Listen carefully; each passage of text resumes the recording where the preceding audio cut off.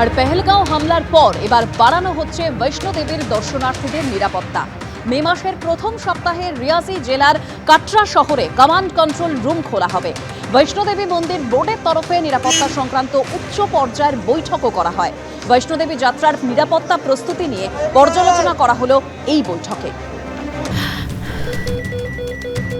ক্যান্সারে নেই আর ভয়, NCRI হবে এর জয়। আপনাদের ভরসা Netaji Subhash Chandra Bose cancer hospital.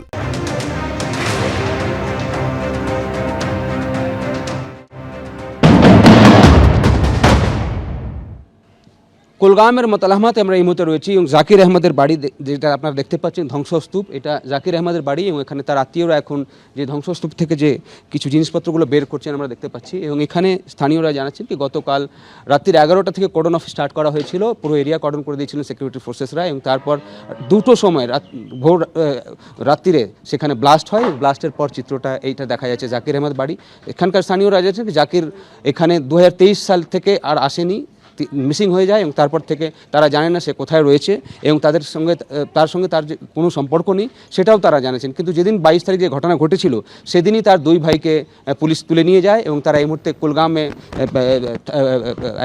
Police তাদেরকে ডিটেন করে রেখেছে এবং তারা জানাচ্ছেন কি তাদের সঙ্গে কোনো এখন সম্পর্ক নেই। বাকি পরিবারের সদস্যরা এখানে থাকেন এবং গতকাল যখন কর্ডন অফ করা হয়েছিল, সার্চ অপারেশন এখানে চলছিল, সেই সময় তাদের পরিবারের সদস্যদেরকে এখান থেকে বের করে দেওয়া হয় এবং তারপর এই ব্লাস্ট হয়, যেটা মনে করা হচ্ছে আইইডি দিয়ে এটাকে ব্লাস্ট করানো হয়েছে। এবং দেখা যাচ্ছে কি বাড়ির যে ধ্বংসস্তূপ এখানে এই মুহূর্তে রয়েছে এবং 22 তারিখের ঘটনার পর থেকে যত লস্করের সঙ্গে যুক্ত জঙ্গিরা রয়েছে তাদের বাড়িগুলোতে পুলিশ গেছিল, এটা বোঝা যাচ্ছে। কেন কি 22 তারিখই জাকিরের 2 ভাইকে পুলিশ অ্যারেস্ট করেছে এবং তাদেরকে এখন কুলগামে রাখা হয়েছে, তাদেরকে জিজ্ঞাসাবাদ করা হচ্ছে। অন্যদিকে তার বাড়িতে গতকাল যখন কর্ডন অফ করার পর সার্চ চালাচ্ছিল সিকিউরিটি এজেন্সিরা, সেই সময় 2টো নাগাদ ব্লাস্ট করানো হয় এবং সেই বাড়ির অবস্থা এই মুহূর্তে আমরা দেখতে পাচ্ছি।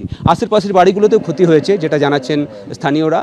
জাকিরের পাশের যে বাড়িগুলো রয়েছে সেখানেও দেখা যাচ্ছে কিছু কিছু চিহ্ন রয়েছে যেখানে যেহেতু ব্লাস্ট হয়েছিল তারপর তার প্রভাব এই বিল্ডিংগুলোতেও দেখা যাচ্ছে।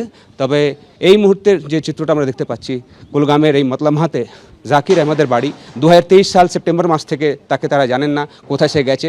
মিসিং রিপোর্টও তারা করেছিলেন, কিন্তু তারপর থেকে সে, যেটা সিকিউরিটি এজেন্সিরা জানাচ্ছেন, যে সে লস্করের সঙ্গে যোগ নেয়, পাকিস্তানে যায় এবং তারপর যে 22 তারিখের ঘটনা ঘটেছে সেখানে তার একটা ভূমিকা থাকতে পারে। তার 2 ভাইকে 22 তারিখে অ্যারেস্ট করেছে পুলিশ, তাদেরকে জিজ্ঞাসাবাদ করা হচ্ছে। তবে জাকির আহমদকে তল্লাশিতে পুরো কাশ্মীরে এখন বিভিন্ন জায়গায় রেড করা হচ্ছে সিকিউরিটি এজেন্সির তরফ থেকে। ক্যামেরার মানের সঙ্গে বিজেন্দ্র সিং, মতলাহমা, কুলগাম।